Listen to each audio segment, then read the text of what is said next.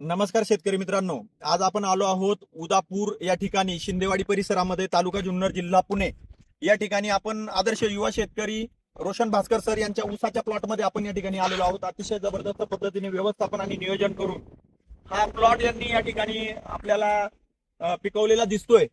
तर इंडिया ग्रोच्या माध्यमातून त्यांना हे यश कशा पद्धतीने मिळालेलं आहे, त्यांनी आतापर्यंत ऊसाला कुठली कुठली ट्रीटमेंट केलेली आहे हे आपण त्यांच्याकडूनच जाणून घेऊया. नमस्कार. नमस्कार. प्रथम आपलं नाव आणि गाव सांगा आणि आपण कशा पद्धतीने आतापर्यंत ऊसाचं व्यवस्थापन केलंय ते जरा सांगा. नमस्कार शेतकरी बांधवांनो, माझं नाव आहे रोशन शंकर भास्कर. मी राहणार शिंदेवाडी, उदापूर, तालुका जुन्नर, जिल्हा पुणे. तर मी कांद्याला कंटाळून हा ऊसाला प्राधान्य देतोय, कारण की कांद्याला बाजार नसल्यामुळे जास्त करून आता ऊसाकडं वळण्याचा शेतकऱ्यांचा जास्त कल आहे. तर त्यामुळे आता ऊसाची व्हरायटी निवडताना मी 4-5 ठिकाणी जे मोठमोठे शेतकरी आमचे चालले त्या लोकांना विचारलं "बुवा, कोणती व्हरायटी लाव?" तर मला जास्त करून 86-032 या व्हरायटी बद्दल मला शेतकरी सांगत होते की लावा. पण मी म्हटलं नाही, मला काहीतरी वेगळा प्रयोग करायचा आहे, मला वेगळी जात लावायची आहे. तर मी 18-121 ओके, या जातीची म्हणजे 18-121 आव्हान तुम्ही केलेलं आहे. हा वाहन केलेलं आहे. साधारण लागवड करून किती दिवसाचा महिन्याचा प्लॉट झालेला आहे? हा लागवड करून आता 5 महिन्याचा प्लॉट. बरोबर. याला तुम्ही सुरुवातीपासून इंडिया ग्रोचे कुठले कुठले प्रॉडक्ट वापरले? स्टार्टिंगला ज्या टायमाला मी ऊसाची लागवड केली तर त्या टायमाला मी शेतकरी बोलत होते की रोप घेऊन ये, रोप लाव, रोपाला फुटवा जास्त आहे. मी काय त्यांचं ऐकलं नाही. मी आपलं कांड आणलं, ऊस तोडून आणला, त्याला एक डोळा पद्धतीने लागवड केली आणि त्यावेळेला हो. बेसल डोस मध्ये तुम्ही खतात मातीतून काय दिलं? सांगतो मी. आणि त्या टायमाला मग आता स्टार्टिंगला आपण काय करतो, बुरशी म्हणजे ज्या टायमाला आपण कोयता वगैरे लावतो तर ती बुरशी येत असते. तर मी काय केलं, एक ड्रम केला, ड्रम मध्ये आपलं ओली पोतलं, कारण की ह्युमिक आहे त्याच्यात, आणि बुरशीनाशकाचं काम करा प्राऊड होतलं याच्यात. त्याच्यात त्या ड्रम मध्ये सगळे ते कांडे कापून भिजून, एम आय स्प्रे वगैरे टाकून. हा ते भिजून मग ते सुकत ठेवले. म्हणजे सुकत नाही, थोडा पाऊसच होता त्या टायमाला, वातावरण पण असं ओलसरच होतं, हिवाळा होता, काय ऊन नव्हतं. तुम्हाला त्या बीज प्रक्रियेचा कसा फायदा जाणवला, जेणेकरून पाऊस असताना देखील बुरशीचं प्रमाण काही जाणवलं का? बुरशीचं प्रमाण हे अजिबात जाणवलं नाही. आणि लोक मला बोलले होते की तुला सांधायला भरपूर लागल, म्हणजे परत भाऊ जिथं उगणार तिथं तुला परत लावायला लागल. तर मला काय ते लावायला लागलं नाही.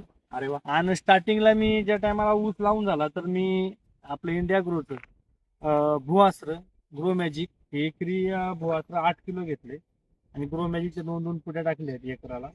आणि नंतर प्राऊडचे पाण्यातून आणि ओलिपचे हे पाण्यातून सोडलं मी दोन टाइम.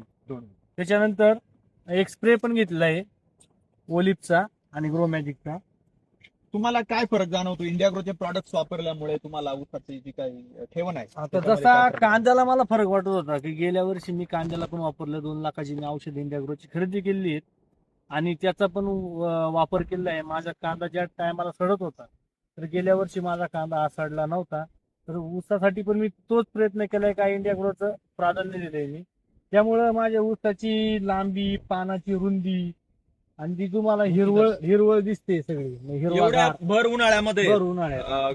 म्हणजे परिसरात टेम्परेचर जवळ 40च्या आसपास, 38-40च्या आसपास, पण ऊस एकदम टवटवीत आहे माझा. परिसरातील इतर ऊसाचे प्लॉट आणि तुमच्या ऊसाचे प्लॉट लय फरक आहे. आणि जर कोणाला पाहायचं असेल तुम्ही प्लॉट दाखवू शकतो लगेच. नक्कीच. हा जमीन आसमानाचा फरक तुम्हाला मी दाखवून देऊ शकतो, त्याबद्दल वाद नाही. इंडिया ग्रो बद्दल ऊस शेती करत असताना शेतकऱ्यांना तुमचा सल्ला काय राहील?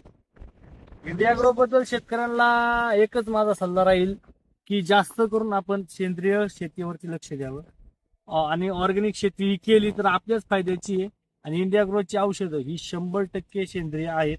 उत्पादन खर्च कमी करून उत्पन्न वाढते असं वाटतंय तुम्हाला? निश्चित उत्पादन खर्च आहे, पण ज्या प्रमाणात रासायनिकचा खर्च आहे त्या तुलनेत त्या उत्पादन तुलनेत खर्च कमी उत्पादन होतोय खर्च कमी सेंद्रिय होतोय. जर केलं तर. आणि सेंद्रिय आपल्याला वाटतं महाग आहे, पण जिथं 4 फवारणी तुम्ही रासायनिकची करता तिथे एकच फवारणी याची निश्चितच करता. म्हणजे आपला उत्पादन खर्च सुद्धा कमी होतोय आणि हो. उत्पन्न निश्चितच वाढतंय आणि एक समाधान वाटतं एक शेतात आल्यानंतर की अशा पद्धतीचे जर माल असतील, पिकं असतील, तर अशा पद्धतीची पिकं पाहिल्यावर निश्चितच आपल्याला आणि समोरच्या व्यक्तीचं सुद्धा डोळ्याचं पारणं फिटल्याशिवाय राहत नाही. हो.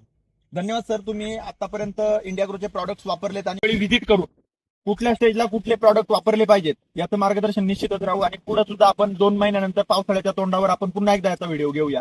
ते तर राहायचे. आणि पुन्हा एकदा पावसाळ्यात 2.5 एकर ऊस लावणार आहे मी.